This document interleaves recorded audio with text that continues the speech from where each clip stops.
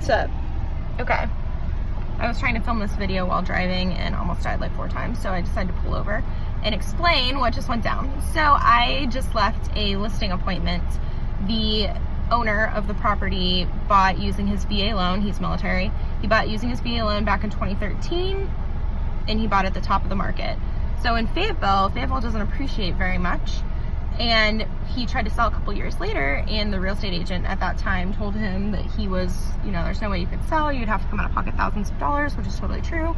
So he decided to find some guy on Craigslist or wherever he found him to rent out the property, and managed it himself without proper screening of the tenant, without a lease, without a security deposit. So now he's been renting to the same guy for a couple years, and I was just with him for the first time he's seen the inside of the property in literally years, and it's not at all in the same condition that it was when he allowed the guy to first move in.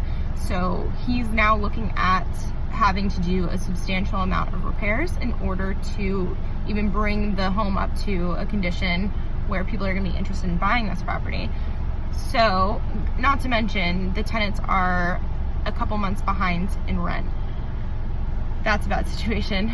So a couple points I want to make is, one, when you're buying in a market, especially a market that doesn't appreciate, just make sure that you keep in mind your exit strategy. So whenever my agents or I meet with buyers and they're military and they want to buy a house at the top of the market, we just have to make sure that they understand that if the buyer's intent is to sell when they PCS in 3 years, it's just not feasible if you're buying at the top of the market. So for VA buyers or anyone, just think about, if you're trying to buy in a short amount of time, make sure you buy with instant equity, or, you know, in some way that you can force appreciation on this property, so when you go to sell, you can actually make a profit instead of being in the hole. And then the second thing is, if you're going to rent out a property, first of all, just hit up 5 pillars, of course, because we have like a step-by-step on how to manage your own rental property.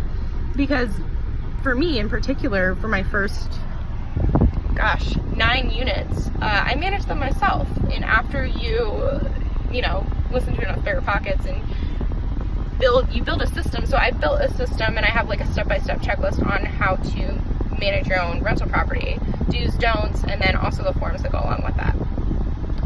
Also, talk with a property manager, a real estate agent, or just get on Zillow and look around to make sure that you are renting it at an appropriate amount for your market. Because in this instance, this guy was renting it for $1,000, and the property could easily be rented for $1,300, and that's $300 a month over the span of years that's left on the table.